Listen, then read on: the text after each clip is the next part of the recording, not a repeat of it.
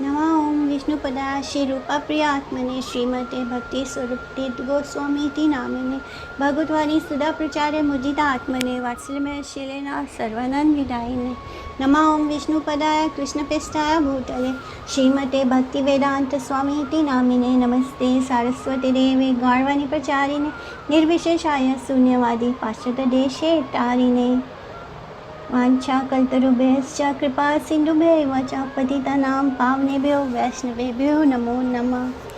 SB 1.2.3 Canto 1 Chapter 2 Text 3 या स्वानुभावम् अखिल श्रुतिसारमेकम् अध्यात्मदीपम् अतितिष्ठा सदां तमो अंधं संसारिणां करुणायाः पुराणगुह्यं तं व्याससूनुम् उपयामि गुरु मुनीनाम।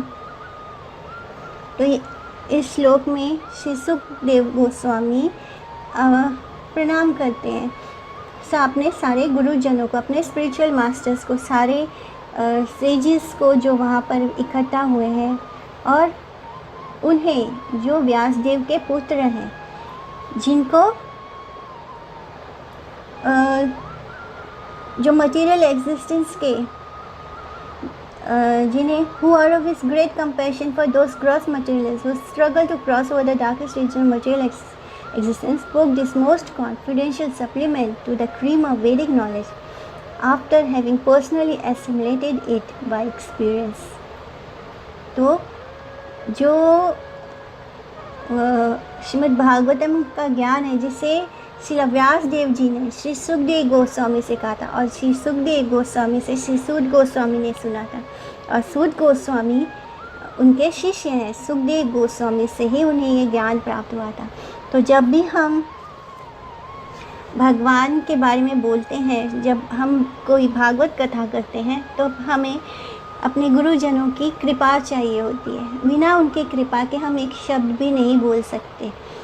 हमें, हमारे पास चाहे हमारा कितना भी ज्ञान क्यों ना हो, लेकिन जब भी हम कुछ बोलते हैं तो हमें अपने गुरुजनों को प्रणाम कर कर ही बोलना चाहिए। उनके आशीर्वाद के बिना हम एक शब्द भी नहीं बोल सकते। We can not utter a single word. तो अब इस प्रेयर में श्री सूत गोस्वामी श्रीमद् भागवतम के जो इंट्रोडक्शन है उसको समराइज़ करते हैं।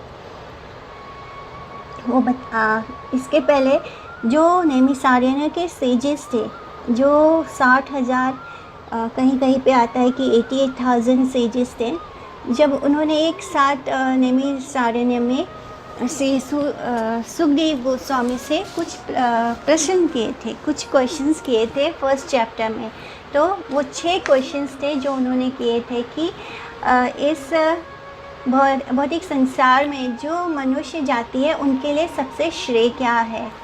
जितने भी स्क्रिप्चर्स हैं, जितने भी धर्म, जितने भी ग्रंथ हैं, उनका एसेंस क्या है, उनका रस क्या है, उनका सार क्या है। और फिर के तीसरा क्वेश्चन ये था कि भगवान कृष्ण अपीयर क्यों होते, प्रकट क्यों होते हैं, वो लीला क्यों करते हैं। उनका चौथा क्वेश्चन था कि वो भगवान tells the act of lord performs in relationship to creating the material world. तो इस संसार की रचना भगवान ने क्यों की है, कैसे की है। और फिर वो पूछते हैं कि भगवान जो अवतार लेते हैं, अलग अलग रूप में जो अवतार लेते हैं, उनकी लीला कथा का वो श्रवण करना चाहते हैं।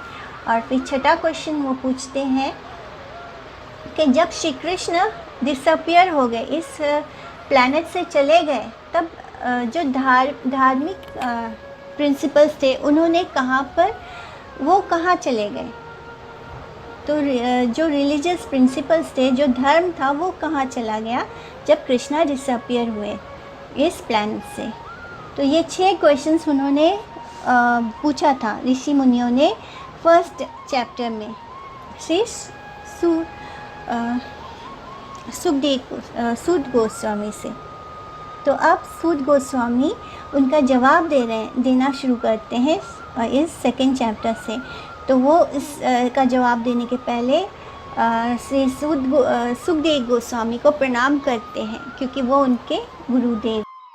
तो इस थर्ड श्लोक में ये बताया जा रहा है कि कैसे सुखदेव गोस्वामी अपने उस गुरु को प्रणाम करते हैं जो व्यासदेव के पुत्र हैं और जिन्होंने हम सब मनुष्य जाति पर कृपा करने के लिए जो पूरी तरह से इस मटेरियल वर्ल्ड में लिप्त हैं, उनको जो स्ट्रगल कर रहे हैं कि इस मटेरियल एग्जिस्टेंस में किसी तरह जीने की कोशिश कर रहे हैं, उससे बाहर निकलने के लिए स्ट्रगल कर रहे हैं, उनको ये बहुत ही कॉन्फिडेंशियल नॉलेज जो कि वैदिक स्क्रिप्चर का क्रीम है, उसका सार है, वो हम सब के लिए प्रदान किया।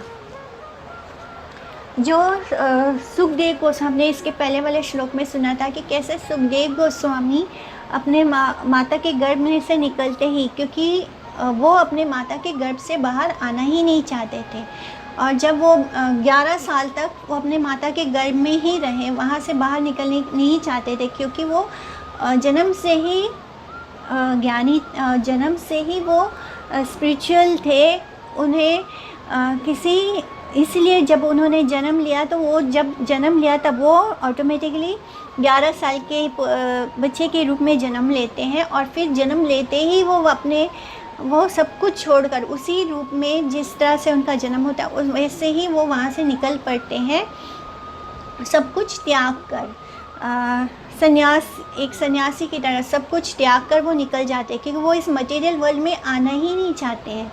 और जब श्री व्यासदेव जी ने वासुदेव को प्रार्थना किया, और जब वासुदेव ने आकर उन्हें कहा कि उन्हें चिंता करने की कोई ज़रूरत नहीं, वो इस मटेरियल वर्ल्ड में कॉन्टेमिनेट नहीं होंगे, वो इस मटेरियल वर्ल्ड में आने के बाद इस मटेरियल वर्ल्ड का हिस्सा नहीं बनेंगे, तब उनकी बात मानकर उन्होंने माता के गर्भ से जन्म लिया था 11 साल के बाद।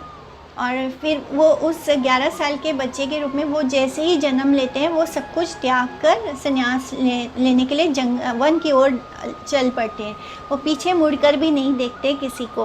और जब वेद व्यास जी ये देखते हैं कि उनका एक ही पुत्र है और वो सब कुछ छोड़कर जा रहा है, तब वो बहुत दुखी होते हैं और वो विरह में उसको पुकारते हैं, हा पुत्र, हा पुत्र। और तब वहाँ जो पेड़ पौधे होते हैं वही उसको इको करते हैं कि हा पुत्र, हा पुत्र। तो पेड़ पौधे ही बस उनकी आवाज़ को इको करते हैं, लेकिन जो सुखदेव गोस्वामी हैं वो पलट कर भी नहीं देखते। यहाँ पर ये समझने की बात है कि क्यों व्यासदेव जी इस तरह, वो तो ज्ञानी है, वो तो भक्त है भगवान के, फिर वो इस तरह दुखी क्यों हो रहे हैं अपने पुत्र के जाने पर? नहीं, वो इसलिए नहीं दुखी हो रहे हैं क्योंकि उनका पुत्र छोड़कर जा रहा है। वो किसी भौतिक कारण के साथ या पुत्र के मोह में दुखी नहीं हो रहे हैं। वो इसलिए दुखी हो रहे हैं क्योंकि वो चाहते थे कि उनका पुत्र इस संसार को श्रीमद् भागवतम दे, और ये काम सिर्फ श्री सुखदेव गोस्वामी ही कर सकते थे, क्योंकि जो व्यासदेव जी हैं वो भी भगवान के अवतार हैं, इसलिए वो भी पूरी तरह भगवान के इस ज्ञान को नहीं दे सकते। भगवान कृष्ण भी अपने बारे में कुछ नहीं जानते थे, इसलिए वो श्री चैतन्य महाप्रभु के रूप में आए श्री राधा रानी के भाव को लेकर, ताकि वो खुद को जान पाए।